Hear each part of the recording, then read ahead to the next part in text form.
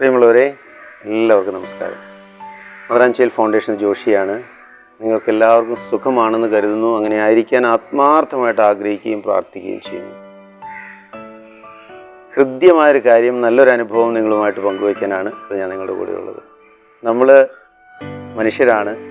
നമ്മെ അനുനിമിഷം പരിപാലിക്കുന്ന സ്നേഹമുള്ളൊരപ്പൻ, സ്വർഗത്തിലൊരു പിതാവുണ്ട് എന്നുള്ള വിശ്വാസത്തിൽ ജീവിക്കുന്ന നമ്മൾ ഓരോരുത്തരും. അപ്പോൾ അറിയാതെ ചില സമയത്ത് നന്ദിയോടെ അപ്പാ എന്ന് വിളിക്കാൻ തോന്നുന്ന, അല്ലെങ്കിൽ തോന്നിയ നന്ദിയോടെ കണ്ണുനീരൊഴുകുന്ന സ്നേഹമുള്ളൊരനുഭവമാണ് ഇപ്പോൾ നിങ്ങളുമായിട്ട് പങ്കുവയ്ക്കുന്നത്. നമുക്കറിയാം, ഇപ്പോൾ ദിവ്യരക്ഷാലയത്തിലും മദർ ആൻഡ് ചൈൽഡ് ഫൗണ്ടേഷനിലും ദിവ്യ ഫൗണ്ടേഷനിലും പ്രത്യാശയിലുമായിട്ട് നമുക്കൊരു 500-ലധികം അഗതികളുണ്ട്. കഴിഞ്ഞ സെപ്റ്റംബർ ഒക്ടോബർ മാസം നല്ല ക്ലേശത്തിൻ്റെ സമയമായിരുന്നു. കാരണം സെപ്റ്റംബറിൽ പകുതി പേർക്ക് ശമ്പളം കൊടുക്കാൻ പറ്റിയില്ല, ഒക്ടോബറിൽ ആർക്കും ശമ്പളം കൊടുക്കാൻ പറ്റിയില്ല. നവംബർ മാസത്തിൽ എല്ലാ തിങ്കളാഴ്ച ഒരു സ്റ്റാഫ് മീറ്റിംഗ് ഉണ്ട്. അപ്പോൾ അവിടെ പോയി ഇരിക്കാൻ നമുക്കൊരു ഭയങ്കര വിഷമം. കാരണം രാപകലില്ലാതെ അധ്വാനിക്കുന്ന മക്കൾക്ക് ശമ്പളം പോലും കൊടുക്കാൻ പറ്റില്ല എന്ന് ഓർക്കുമ്പോൾ ഹൃദയത്തിൽ ഭയങ്കര സങ്കടം. പള്ളിയിൽ പോയിരിക്കുമ്പോഴും ഉള്ളിങ്ങനെ തപിച്ചുകൊണ്ടിരിക്കും. തമ്പുരാനോട് പ്രാർത്ഥിക്കുമ്പോഴും നീ എന്തേ ഈ പണി എനിക്കിട്ട് ചെയ്യണേ നീനെ ചോദിച്ചു പോകും. ആ കൂടെ നവംബർ മാസം ആദ്യം സ്നേഹ എൻ്റെ വൈഫ് എനിക്കൊരു വാട്സപ്പിലൊരു ലിസ്റ്റിംഗ് കൂടി ഇട്ടു. പെട്ടെന്ന് കൊടുത്തു തീർക്കേണ്ടുന്ന 12.25 ലക്ഷം രൂപയുടെ കടം.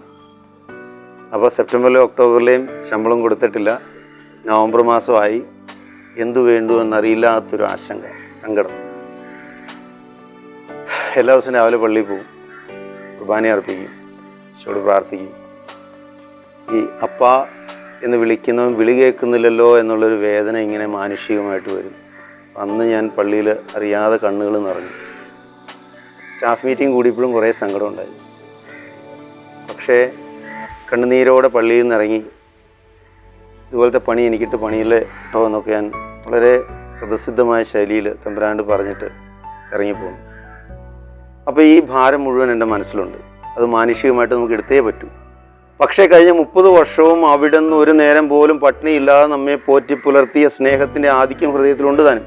ഇതിനൊരു സംശയവുമില്ല, ഒരു സംശയവുമില്ല.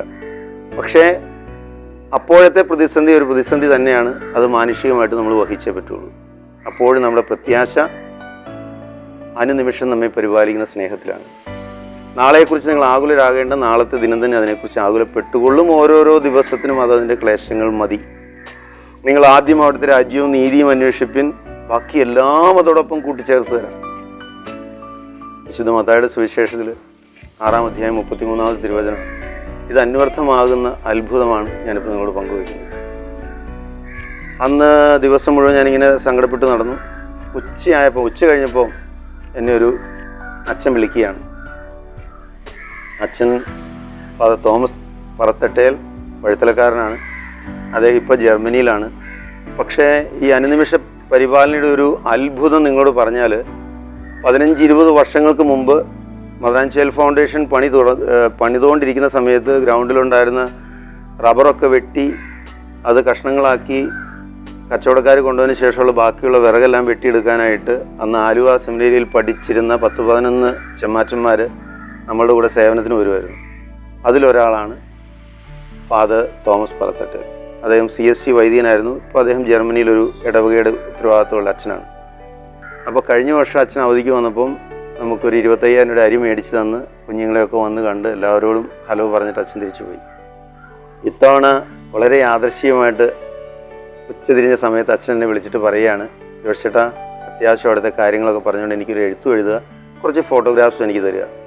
ഞാനിവിടെ നമ്മുടെ ഇടവകയിൽ ജർമ്മനിയിൽ ഇടവക്കാരോടൊന്ന് പറയാം, നമ്മുടെ ഈ ശുശ്രൂഷകളെക്കുറിച്ചൊക്കെ ഒന്ന് പറയാം. ഞങ്ങളുടെ പാരിഷ് ബുള്ളറ്റിനിൽ ഒരു ചെറിയ ആർട്ടിക്കിൾ എഴുതി ഞാൻ പരസ്യപ്പെടുത്തുകയും ചെയ്യാമെന്നത്. അപ്പം ഞാൻ ഉള്ളിലൊരു ആശ്വാസത്തോടെ ഏറ്റവും പെട്ടെന്ന് അച്ഛൻ പറഞ്ഞ പോലെ ഞാൻ ചെയ്തു കൊടുത്തു. അച്ഛൻ ഞായറാഴ്ച പ്രസംഗിച്ചു, പാരിഷ് ബുള്ളറ്റിനിൽ അത് പ്രസിദ്ധീകരിച്ചു. പിറ്റത്തെ ശനിയാഴ്ച അച്ഛനെ വിളിച്ചിട്ട് പറഞ്ഞു, ജോഷ് ചേട്ടാ, നമുക്ക് 7 ലക്ഷം രൂപ കിട്ടിയിട്ടുണ്ട്. എനിക്ക് ചെറിയൊരു ആശ്വാസം.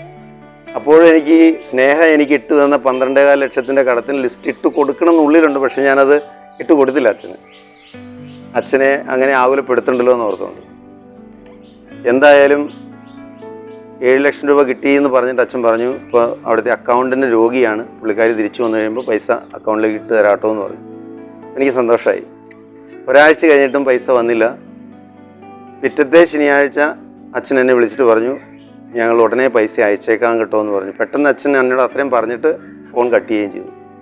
പ്രിയമുള്ളവരെ, പിറ്റത്തെ ചൊവ്വാഴ്ച കാത്തലിക് സ്ട്രീം ബാങ്കിൽ നമ്മുടെ അക്കൗണ്ടിൽ വന്ന എമൗണ്ട് 13,56,862 രൂപയാണ്.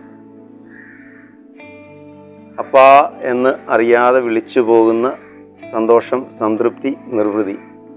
നമ്മുടെ തലമുടി നാര് പോലും കൊഴിയുന്നതറിയുന്ന സ്നേഹപിതാവ്, അവിടുത്തെ സ്നേഹിക്കുന്നവരുടെ മേൽ അനുഗ്രഹം ചൊരിയുന്ന തമ്പുരാൻ നമ്മുടെ ഓരോ ശ്വാസോച്ഛ്വാസവും അറിയുന്നു. നമ്മുടെ ഓരോ മനസ്സിൻ്റെ ഇംഗിതങ്ങളും അഭിലാഷങ്ങളും ആഗ്രഹങ്ങളും അറിയുന്നു. പ്രിയമുള്ളവരെ, നമ്മുടെ ആഗ്രഹങ്ങളും അഭിലാഷങ്ങളും തമ്പുരാൻ്റെ അഭിലാഷങ്ങളോടും ആഗ്രഹങ്ങളോടും ഒന്ന് ചേർത്ത് വെച്ചാൽ പിന്നെ നടക്കുന്നതൊക്കെ അത്ഭുതമാണ്. എന്തായാലും ഞാൻ പെട്ടെന്ന് കൊടുത്തു തീർക്കേണ്ടുന്ന കടങ്ങളൊക്കെ കൊടുത്തു തീർത്ത് അത്യാവശ്യം ശമ്പളമൊക്കെ കൊടുത്തതിന് ശേഷം ബാക്കി ഒരു 8 ലക്ഷം രൂപ, കാരണം എന്ന് വെച്ചാൽ കഴിഞ്ഞ കൊറോണ കാലത്തിന് ശേഷം നമുക്ക് മദറാഞ്ചേരിലും ദിവരക്ഷാലത്തിനും ഒരു നല്ല വണ്ടിയില്ല. കൊറോണ കാലത്ത് നമുക്കൊരു നല്ല വണ്ടി ഉണ്ടായിരുന്നു, അത് അവിടെ കടന്ന് നശിച്ചുപോയി.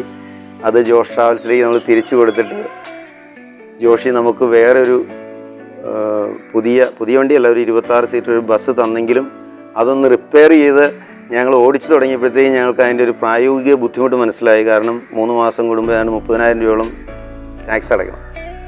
അപ്പോൾ കുഞ്ഞുങ്ങൾ ഇപ്പോൾ band, mega show, orchestra, coir ഇങ്ങനെയൊക്കെ പോകുമ്പോൾ നമുക്കൊരു വണ്ടി ഇല്ലാത്തതിൻ്റെ ഒരു വലിയ പരിമിതി നമുക്കുണ്ടായിരുന്നു. വണ്ടിയുടെ മൊത്തം വില 21,84,004 രൂപയാണ്.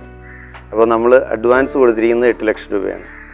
അതിനുശേഷം പറത്തട്ടിലച്ഛൻ ഒരു 2 ആഴ്ച കഴിഞ്ഞപ്പോൾ വീണ്ടും ഒരു 3,96,000 രൂപയുടെ അയച്ചു. അതിനകത്തുനിന്ന് 3 ലക്ഷം രൂപ നമ്മൾ കൊടുത്തു. അപ്പോൾ 8 3 11 പിന്നെ നമ്മളെ സ്നേഹവാത്സല്യങ്ങളോട് ഈ കാലഘട്ടങ്ങളിലെല്ലാം നമ്മുടെ കൂടെ നടന്നപ്പോൾ ഒത്തിരി കാര്യങ്ങളിൽ നമ്മളെ സഹായിക്കുന്ന ഒരു ബോസ്കോ അച്ഛനുണ്ട്. അദ്ദേഹവും CST-കാരനാണ്. അദ്ദേഹം ഇപ്പോൾ ഫ്രാൻസിലാണ്. അദ്ദേഹം എല്ലാ വർഷവും ഫ്രാൻസുകാരെയും കൊണ്ട് ഇവിടെ വരാറുണ്ട്, ബെനഫാക്ടേഴ്സിനും കൊണ്ട് ഇവിടെ വരാറുണ്ട്. ധാരാളം സാമ്പത്തികമായിട്ടുള്ള സഹായം അച്ഛൻ്റെ ഭാഗത്ത് നമുക്ക് ലഭിച്ചിട്ടുണ്ട്. ദൈവപരിപാലന എന്നോണം അച്ഛൻ 2 ലക്ഷം രൂപ തന്നു. അങ്ങനെ അഡ്വാൻസ് 13 ലക്ഷമായി. അപ്പോൾ ജോഷ് ട്രാവൽസ് അവർക്ക് നമ്മളോട്, ജോഷിക്കും ബാക്കിയുള്ള എല്ലാവർക്കും നമ്മളോടുള്ള അതിരറ്റ വാത്സല്യം. ഒരു വണ്ടി നമുക്ക് വേണ്ടി അവർ മാറ്റിവെച്ചു. കാരണം അടുത്ത ബാച്ച് വണ്ടി വരുമ്പോൾ ഓരോ വണ്ടിക്കും 70,000 രൂപ കൂടുവാണ്. അപ്പോൾ ഒരു വണ്ടി നമുക്ക് വേണ്ടി അവർ യാർഡിൽ മാറ്റിയിട്ടു. ഇനി 10 ലക്ഷം രൂപ വേണം.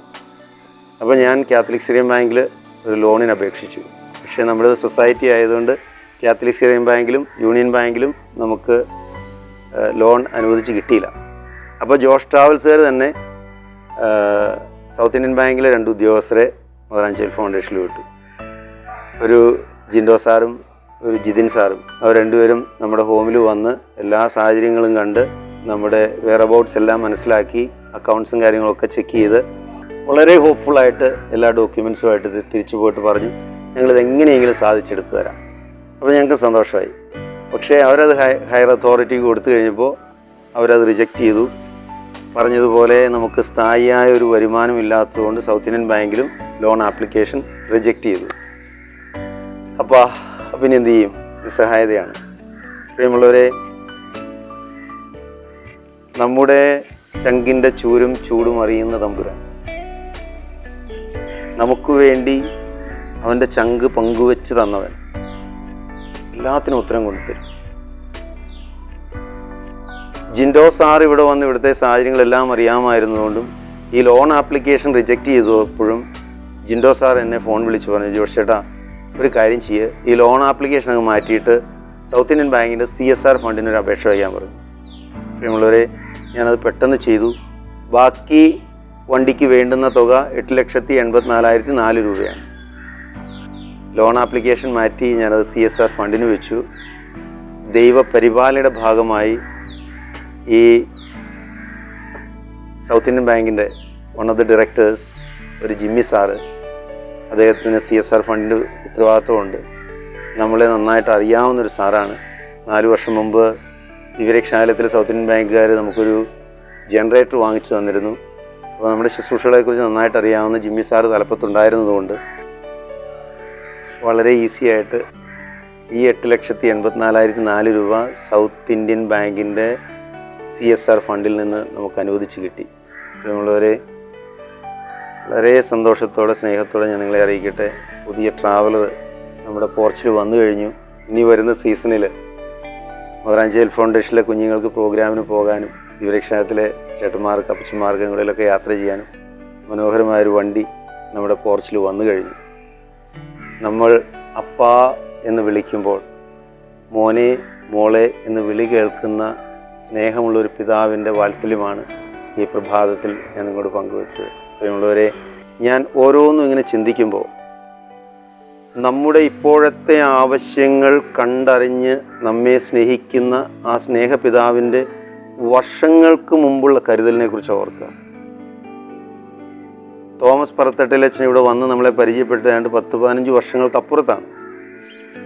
നമ്മൾക്കിന്ന് ഒരാവശ്യമുണ്ടാവുന്ന അന്നേ വിഭാവനം ചെയ്ത് അന്നേ ഡിസൈൻ ചെയ്ത തമ്പുരാൻ അച്ഛനിലൂടെ, ജിമ്മി സാറിലൂടെ, ജിൻഡോ സാറിലൂടെ ഒക്കെ ഈ അഗതികളായിട്ടുള്ള മക്കൾക്ക് വേണ്ടി ദൈവസ്നേഹം, കവിഞ്ഞൊഴുകുന്ന ദൈവസ്നേഹം നമുക്ക് വേണ്ടി പങ്കുവെച്ച് തരുന്ന സുമനസ്സുകളാണ് ഇവർ ഓരോരുത്തരും. ദൈവത്തിൻ്റെ പരിപാലനയുടെ ഭാഗമായി ഉപകരണങ്ങളായി വർത്തിക്കുന്ന ഇവർക്കും ഈ 30 വർഷവും ഈ മക്കളോട് ചേർന്ന് നിന്ന് അഗതികളായിട്ടുള്ള മക്കൾക്ക് പട്ടിണിയില്ലാതെ പരിവട്ടമില്ലാതെ ഈ ഭവനങ്ങളെല്ലാം കാത്തുപാലിച്ച നിങ്ങൾക്ക് ഓരോരുത്തർക്കും ഒരിക്കൽ കൂടി നന്ദിയും സ്നേഹവും അറിയിച്ചുകൊണ്ട് എല്ലാവർക്കും ഒരിക്കൽ കൂടി നന്ദി, നമസ്കാരം.